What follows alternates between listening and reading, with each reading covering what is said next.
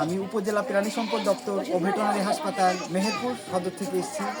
আমি veterinary field assistant Nazmul Hasan, আমার সাথে আছি ওয়েব ফাউন্ডেশনের অ্যাসিস্ট্যান্ট রাজু। আমরা ছাগলের বাদলা ভ্যাকসিন দিতে এসেছি রঘুনাথপুর আশ্রয়ণ প্রকল্পে ফ্রি ভ্যাকসিনেশন ক্যাম্পেইন। এখানে আশ্রয়ণ প্রকল্পে ছাগলের টাকা লাগবে না, এখানে বিনামূল্যে ছাগলের ফ্রি ভ্যাকসিনেশন ক্যাম্পেইন করা হচ্ছে। এটা আজকে আমরা দিতে এসেছি বাদলা টিকা। একটা ছাগলের 6টা টিকা। আমরা বেশিরভাগ লোকই জানি না যে ছাগলের পিপিআর টিকা বাদে 8 টিকা আছে কিনা। দু একজন জানলেও পিপিআর বাদে অ্যানথ্রাক্স মনে করে তরকা টিকা আছে, কিন্তু একটা ছাগলের 6টা টিকা। 6টা টিকার মধ্যে বাদলাও একটা গুরুত্বপূর্ণ। এটা একটা ব্যাকটেরিয়া জনিত রোগ, তাই এই রোগের টিকা প্রতি বছর দিতে হয়। বর্ষাকালের শেষ মৌসুমে এই বাদলা রোগটা হয়। বাদলা রোগ যখন হয় ছাগলের পেট ফেটে যায় এবং ছাগল পেটে লাথি মারে অসহ্য যন্ত্রণার কারণে। তখন অনেকে মনে হয় কিছুতে কামড়িয়েছে, এই কারণে ছাগলের এই রোগটা হয়েছে। আসলে এই কারণে না, এটা ছাগলের এই রোগটা হওয়ার পেছনে বাদলা রোগ হওয়ার কারণে।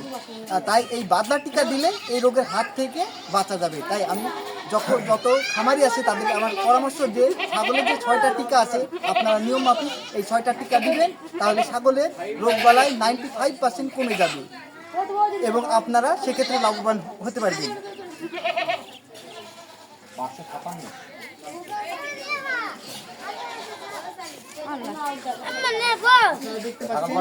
আমরা এর আগে সামনে আশ্রয়ণ প্রকল্পের প্রথম যে অংশে ওইখানে ক্যাম্পেইন করলাম। এখন আশ্রয়ণ প্রকল্পের দ্বিতীয় অংশে দেখি এদিক থেকে ছাগল আসছে।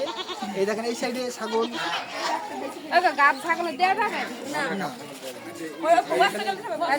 এই বাদলা টিকাটা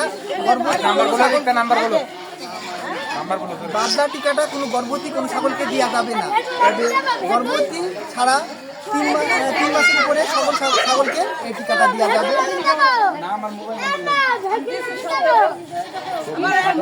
তাই আপনাদের সব অনুরোধ করা হলো আপনারা ছাগলের 6টা ভ্যাকসিন